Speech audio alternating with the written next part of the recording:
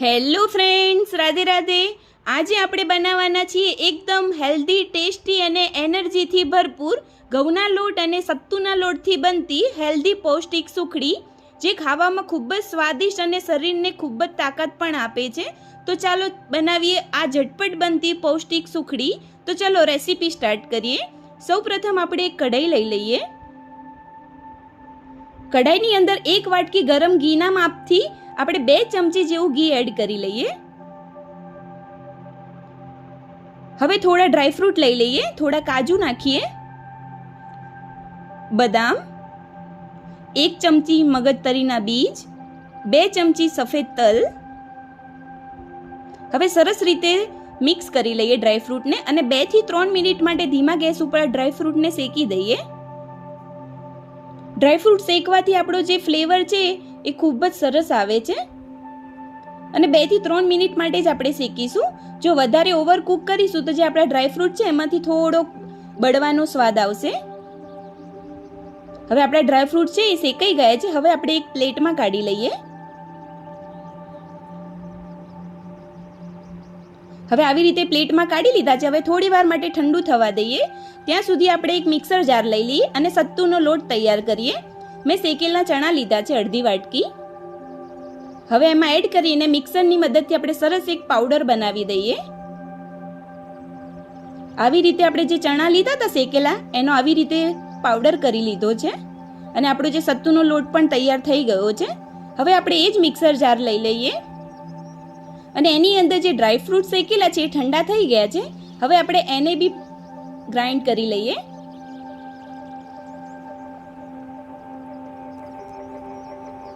હવે એની અંદર 2 ચમચી કોકોનટ છીણ એડ કરીશું અને મિક્સરની મદદથી સરસ પાવડર તૈયાર કરી લઈએ, અધકચરો. તો આપણો ડ્રાયફ્રૂટનો જે પાવડર છે એ તૈયાર થઈ ગયો છે. હવે જે કઢાઈમાં આપણે ડ્રાયફ્રૂટ શેક્યા તે જ કઢાઈનો ઉપયોગ કરીશું અને જે 1 વાટકી ઘી હતું એમાં અડધી વાટકી ઘી એડ કરીએ કઢાઈમાં અને 1.5 વાટકી જેવો મેં ઘઉંનો લોટ લીધો છે. રોટલી બનાવી એ ઘઉંનો લોટ લીધો છે.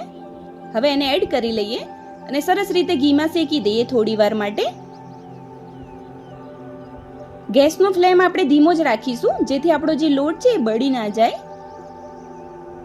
હવે જે આપણો લોટ છે થોડો શેકાઈ ગયો છે અને ઘી બી એબ્ઝર્વ કરી લીધું છે લોટમાં. હવે જે વધેલું અડધી વાટકી ઘી છે એને એડ કરી લઈએ અને સરસ રીતે મિક્સ કરીને શેકી દઈએ અને લોટને ગોલ્ડન બ્રાઉન થાય, કલર ચેન્જ થાય ત્યાં સુધી આપણે એને શેકતા રહીશું. હવે જે આપણે સત્તુનો લોટ એડ કરી લઈએ. આપણો જે લોટ છે થોડો શેકાઈ ગયો છે. હવે એની અંદર આપણે સત્તુનો લોટ એડ કરીને થોડી વાર માટે શેકાવા દઈએ.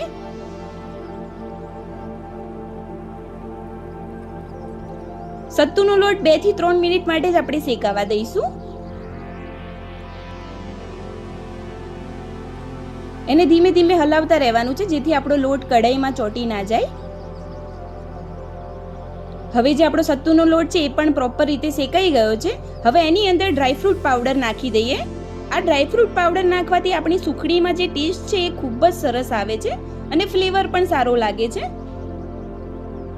હવે સરસ રીતે મિક્સ કરી લઈએ અને ડ્રાયફ્રૂટ પાવડરને બહુ શેકવાનો નથી કારણ કે આપણે શેકીને જ આપણે એનો પાવડર તૈયાર કર્યો છે એટલા માટે.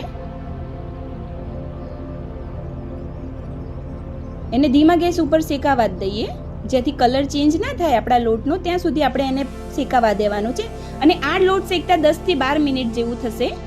હવે એની અંદર 3 થી 4 ચમચી જેવું દૂધ એડ કરી લઈએ. દૂધ નાખવાથી જે આપણી સુખડી છે એ સોફ્ટ બને છે અને દૂધનું પ્રમાણ આપણે ઓછું જ રાખીશું. વધારે રાખીશું તો આપણી જે સુખડી છે પ્રોપર શેપમાં નહીં આવે. હવે આપણો જે લોટ છે હવે ગેસ બંધ કરી દઈએ. હવે એની અંદર આપણે 1 વાટકી ગોળ એડ કરીશું. 2 વાટકી લોટની સામે 1 વાટકી ઘી અને 1 વાટકી ગોળ લઈશું. હવે સરસ રીતે મિક્સ કરી લઈએ. જ્યારે આપણે લોટમાં દૂધ નાખીએ ત્યારે આપણે ગેસનો જે ફ્લેમ છે એ બંધ કરી દેવાનો છે. ગેસ બંધ કરીને જ આપણે આ વસ્તુ નાખવાની છે. હવે સરસ રીતે ગોળ મિક્સ કરી લઈએ. હવે ઉપરથી ફ્લેવર માટે 1 ચમચી ઇલાયચી પાવડર એડ કરી લઈએ જેથી ફ્લેવર ખૂબ જ સરસ આવે છે. હવે સરસ રીતે બધું મિશ્રણ મિક્સ કરી લઈએ. હવે જે આપણી સુખડીનું મિશ્રણ છે તૈયાર થઈ ગયું છે. હવે આપણે એક પ્લેટ લઈ લઈએ. પ્લેટની અંદર જે સુખડીનું મિશ્રણ છે એને એડ કરી લઈએ.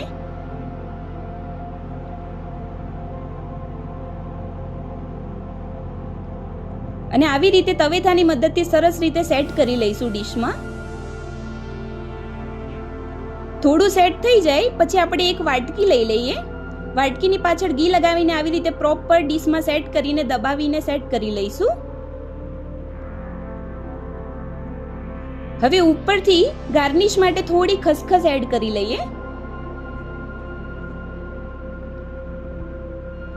જો તમે બી એકવાર જરૂરથી આ ટ્રાય કરજો સુખડી બનાવવાનો, જે ખૂબ જ હેલ્ધી અને પૌષ્ટિક છે, જે ખાવામાં બી બહુ જ ખૂબ જ મજા આવશે. હવે આ સુખડીને થોડી વાર માટે ઠંડી થવા દઈએ.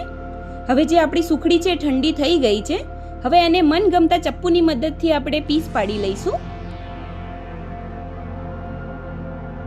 સુખડી ઠંડા થયા પછી પીસ પાડવાથી આપણી જે શેપ છે પ્રોપર મળી રહે છે.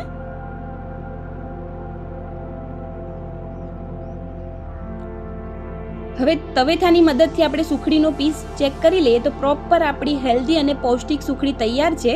હવે આપણે એક પ્લેટ લઈ લઈએ. પ્લેટની અંદર જે સુખડીના પીસ કર્યા છે એને સર્વ કરી લઈએ.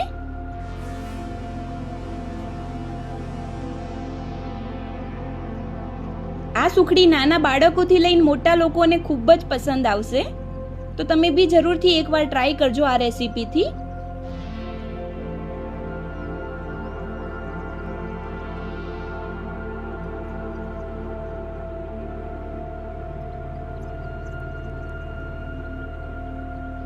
તો મિત્રો તૈયાર છે આપણી હેલ્ધી અને ટેસ્ટી ઘઉંના લોટ અને સત્તુના લોટથી બનતી પૌષ્ટિક સુખડી.